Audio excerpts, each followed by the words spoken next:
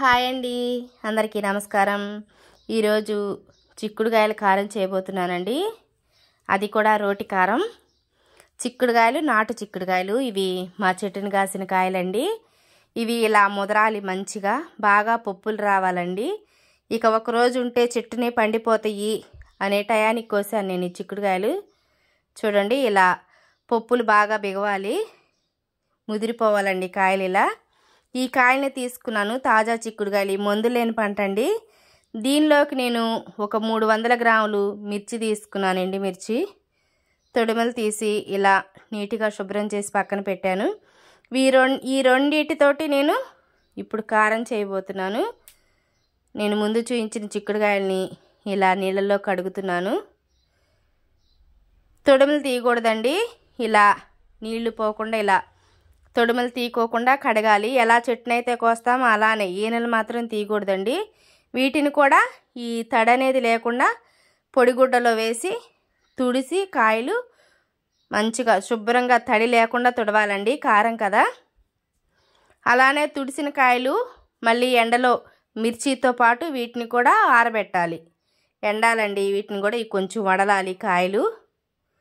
చూడండి ఎంత తాజాగా ఉన్నాయో చిక్కుడుకాయలు. ఇదిగోండి, ఆరిపోయినాయి. నేను ఆరబెట్టి తీసుకొచ్చాను. వీటిని స్టవ్ వెలిగించి ఆ చిక్కుడుకాయలు ఫ్రై అయ్యేంత వరకు నూనె పోసానండి. కొంచెం సరిపడంత కొంచెంగా వేసి వేపుతున్నాను చిక్కుడుకాయలని, మొత్తం ఒక్కసారి కాకుండా. ఇందులో వేపేటప్పుడు గుర్తుంచుకోండి, ఎవరైనా చిక్కుడుకాయలు కూర వండాలి అంటే ఆ ఏనలు తీస్తారు కదా, అదర్న ఇదర్న, అలా అసలు తీయకూడదండి. ఎందుకంటే కాయ పగిలిపోయి ఇత్తనాలు బయటకు వస్తాయి. అలా కాకుండా ఎలా కోసిన చిక్కుడుకాయ నేను అలానే వేస్తున్నాను. ఇదిగోండి, ఇలా కొంచెం వేసి ఫ్రై చేయాలి. ఈ కారం చాలా బాగుండిద్దండి.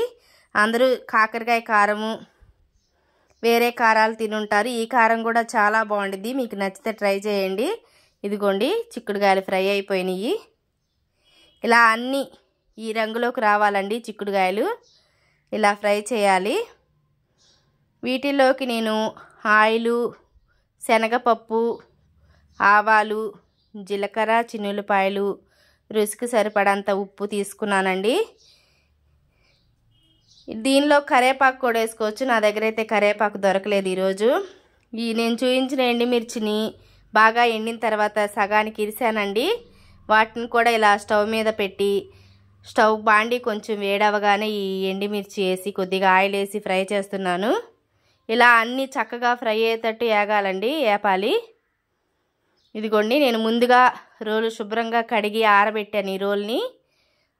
ఇది పెద్ద రోల్ అండి. దీనిలో పొరలుగా ఉప్పేస్తూ ఈ వేపిన ఎండుమిర్చిని వేశాను.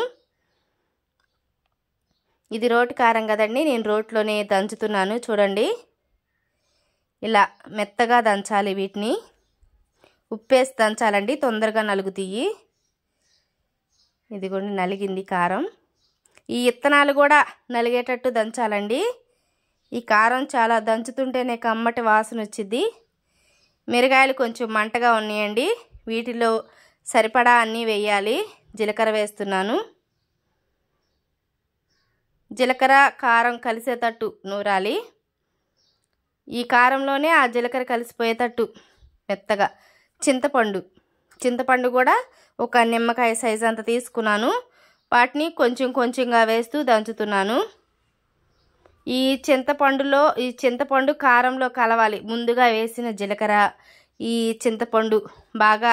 చింతపండు కారంలో నలిగిపోవాలండి, అలా దంచాలి. ఇదిగోండి, మొత్తం కలిసిపోయేటట్టు దంచుతున్నాను. ఉప్పు చాలేదు, కొంచెం వేస్తున్నాను ఉప్పు.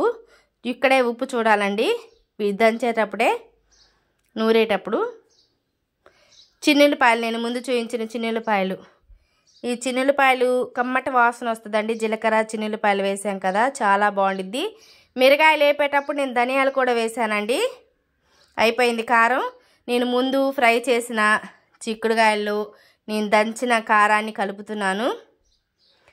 పొరలుగా వేస్తున్నానండి. ఈ చిన్నులపాయల కారం చిక్కుడుకాయలు మాగే కొందికి, నిలవుండే కొందికి చాలా బాగుండిద్ది.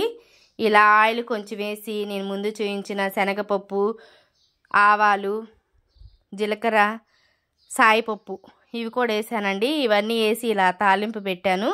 ఈ కారంలో ఇలా కలుపుతున్నాను. చాలా టేస్ట్గా ఉండిద్దండి. కొంచెం కొంచెం వేస్తూ కలుపుతూ ఉండాలి. ఇది ఒక డబ్బాలో పెట్టుకుంటే చాలా రోజులు నిలవ ఉండిద్దండి. ఇది మాగే కొందికి దీనిలో ఉన్న ఘాటు పోయి కమ్మగా ఉండిద్దండి. కాయలు కూడా మంచిగా ఫ్రై అయినాయి కదా.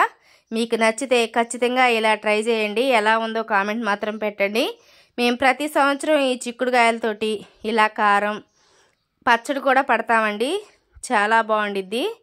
చూడండి, ఇది కలుపుతుంటేనే కమ్మటి వాసన వస్తుంది. కరివేపాకు ఉంటే కూడా కరివేపాకు కూడా వేసుకోవచ్చండి.